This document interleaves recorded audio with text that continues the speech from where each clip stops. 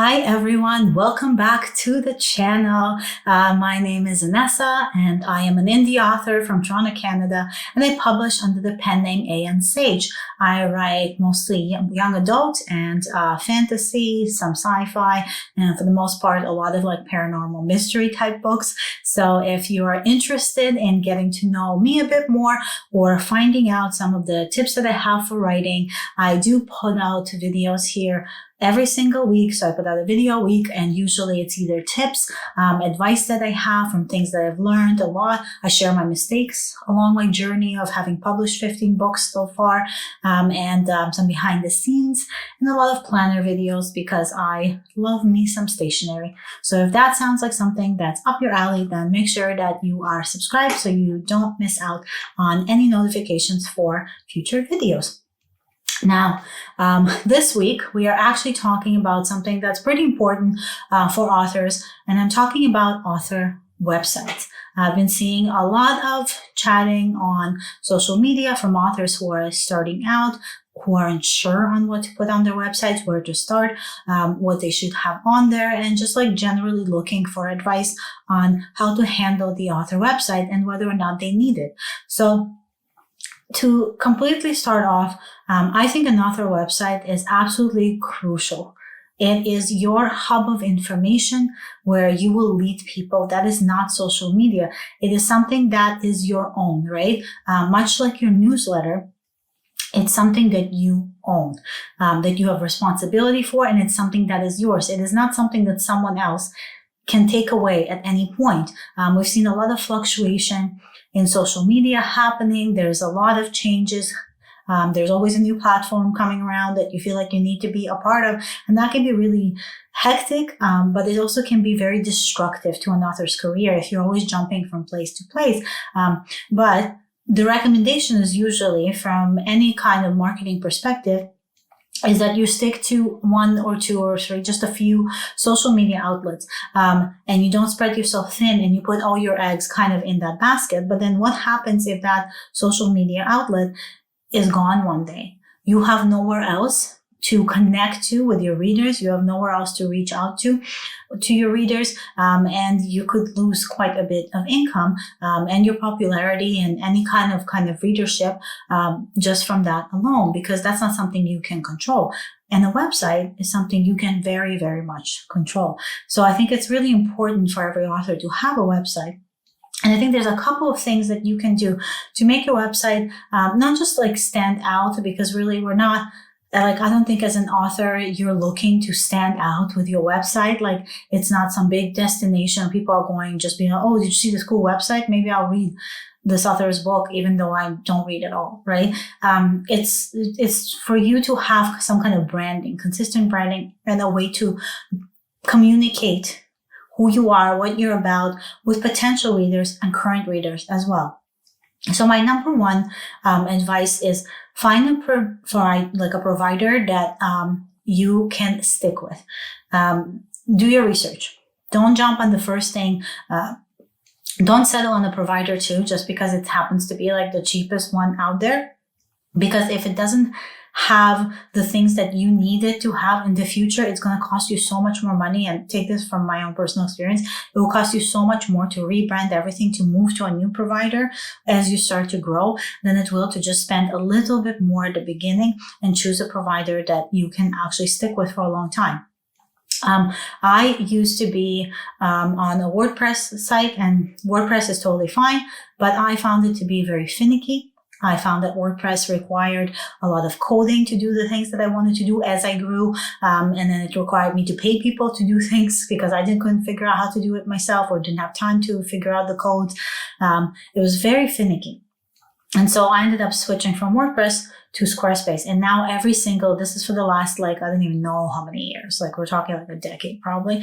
But every website that I have put out, and not just for my writing, but also for like my cover design business, for when I had like a planner shop, like an online planner shop, any kind of business I've ever put out has always been through Squarespace once I decided to make that switch from WordPress. And I have never looked back. I'm obviously not even sponsored by Squarespace at all, but I absolutely do love Squarespace, and I will link them below because I think they're a fantastic provider. I don't know if they're more expensive than WordPress, to be honest with you, because if you go with a WordPress site, but then you start buying templates and all that stuff, ends up being quite pricey as well. So they are a monthly fee. And you can have shops, so you can sell your books directly through Squarespace. You can have integrations with newsletters, like some of the big ones. If you don't have one of the big ones, I don't have one of the big ones. I left one of the big ones. We'll do another video on newsletters later. But you can use a simple code and drop integrations into it. And everything like the Squarespace, why I love it is everything is click and drop. So you just kind of click from a visual that you like and you drop it into place. They're beautiful templates. They're really easy to work, so you don't have to like have a headache thinking about it. And I just can't say enough nice things about Squarespace as a website provider. But again, you can also pay somebody to just build a website from scratch from you if that's what you want. Just keep in mind, if you do that, every update you have, you're gonna have to pay them to do it. So just to each their own, right? So you also want to think about your branding. Your branding across your website should be consistent with your branding across everywhere else. So all your social media, your books even, like just think about like what you're saying about yourself as an author and carry that through to your website. So for my website, I have colors that are very specific to my branding, my books, and I kind of try to keep that, like even this channel, right? So very similar colors all around. So everything is consistent throughout. So you want to think about consistency in your branding through your website. You also want to let people know who you are and what they can expect from you right away. Don't think that you need to like finesse them into going through your website to figure it out. Just hit them over the head with it. You're an author. Here are my books. You can start off with a big thing of your book, so it's very obvious that this is an author's website. You're going to be selling books here. There's going to be information about books here, and then make it very obvious what kind of books they are, right? So if you're writing romance, your branding, your books, everything, and your website, everything on there should suggest that you're writing romance. If you're writing fantasy, it should suggest that you're writing fantasy. So just make it very easy for people to figure out who you are. Put your about page somewhere on there so they can read more about you to see if they connect with you or not. Even it could be like a short about on the front of your website, just right on the main landing page on the homepage. That's what I have right now. Works really well because people can see right away. And then there's like a little call to action where if they want to read more about me, they can click through and read more about my bio. You also want to make your website very easy to navigate. So think about like a new person coming into your house and you're busy in the kitchen and then you're just like, oh, come on here, just come right back here. But your house is a flipping like maze, right? So they're like now in a dungeon room and they're going through the basement and they're climbing through the attic just to come find you somewhere in the kitchen where you're prepping your little hors d'oeuvres for them, right? Or you can have a clear shot hallway where you pop your head out and you say, hey, I'm down here. Come on down, take your shoes out, grab some slippers, take your coat out, get comfortable and come join me, right? So you want to make your website that big, wide open hallway for people who are just entering into your home. You want to make it easy to navigate. That means your menu should be very easy to navigate. Like it should really just be like a section for your books. They can click right through it. A section for your shop if you're selling signed paperbacks or signed hard copies or swag or anything like that. An about you section, a contact section. If you're offering services as an author, have a different services section, but everything should be kind of very easily reached in the menu. And I would actually recommend using your homepage as an extension of that menu as well. So having banners in the way. So your first one could be all of your books. Like that first portion should be your, like maybe a short about all of your books. Then you can go into the shop, like, because your books could kind of lead them into where they can buy it. Then you can lead into your physical shop and then the rest of that stuff, right? So you want to have that very easy to navigate and everywhere, readily available for people. You, as a kind of like when you're starting out, try to research other authors in your genre. See what they're doing, see what you like as a person who's navigating their website, and emulate within, not copy, but emulate that within your website. Make notes, do a lot of research, look at a lot of websites, but also look at websites outside of the author community. You can look at illustrators' websites, like those are all portfolio websites too, other creatives, look at magazine websites. There's so many layouts out there that you can play with. So take a look around and see where you gravitate to, and just make notes for yourself and try to play around with it and incorporate it when you're building your own website.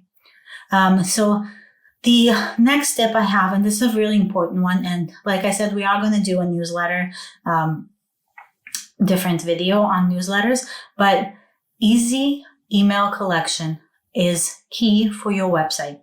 So like we talked about, social media can often disappear on us at any point. So you want to be able to connect to your readers. And a newsletter gives you the easiest way to connect to your readers outside of social media. So you want to have very easy email collection. You want to have maybe a pop-up for a newsletter. If you have a reader magnet, I would definitely suggest having that to kind of get emails, but also be careful because you could get freebie chasers. But just make sure that your email newsletter collection is not over the top everywhere, but yes, everywhere. It should definitely be in your footer. So it should be on every single page that you have. It should definitely be somewhere on your homepage. If you can have a pop-up, I would have it there. I would even also have like a menu section for a newsletter where when people click on it, you explain more about what they can expect from your newsletter and do a landing page for that. So just really like let people know that you're excited to have them on your newsletter. You want to communicate with them that it's important to you. And if it's important to you, then it might also be important to them because they're there for you and your books, right? And then the final tip that I have is make sure to update your website regularly because life gets busy. Things get in the way. We have releases, we're plotting, we're writing, we're like revising. And then we're doing the rest of life, but update your website regularly. If you have something that says pre-order, but the book is already live, make sure you change that to live. If your links have changed, double check your links every time. I always double check my links because you just never know. Technology is weird, right? Like it could just like crap out at you for no reason at all. I actually had some links that went really wonky without me knowing it because I updated one thing, I forgot to update something else. And so I had a dead page basically on my website for a while until I realized that it was there. So just check regularly, do like a monthly check-in or something, go through everything, make sure your website's up to date. If you're using your a page on your website as your kind of link tree alternative, which is really great. I do that all the time with all of your links. And then you use that to share on your social media, then make sure that's updated, right? Because we forget about that one sometimes too. We just kind of plaster that link tree, website link tree, link all over social media, and then we forget to update it. But just make sure that you're on top of your website, checking it, kind of like giving it the attention it deserves. And that's all I have for you for the website.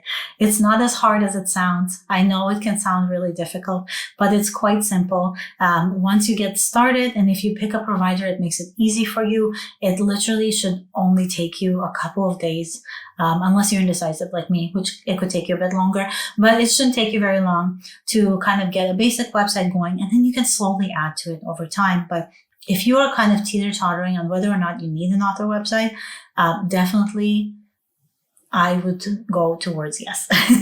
I would recommend definitely getting an author website and then kind of take a look at some of these tips that we just talked about to make it a bit easier for you and kind of give you an idea of what you should definitely have on it and how to build one out. So I hope you guys found this useful. Thank you as always for being a part of the community, for subscribing. It means absolutely the world to me. If you have built your author websites, if you have an author website and you want to share it in the comments below so everybody else can take a look as well, then feel free to do so. I'd love to see some of your websites that you have on there. If you want some advice on your website, then feel free to also comment or message me somewhere and ask me, and I can take a look when I have some free time and give you some advice on things that you might consider moving around, or how I feel about it, or anything, if that's something that you want. Like I said, I've built like dozens and dozens of websites, not just for myself, but just as my job previously. And so I'm more than happy to take a look and help in any way I can. So babble aside, I hope you guys stay magical, and I will talk to you again next week. Bye.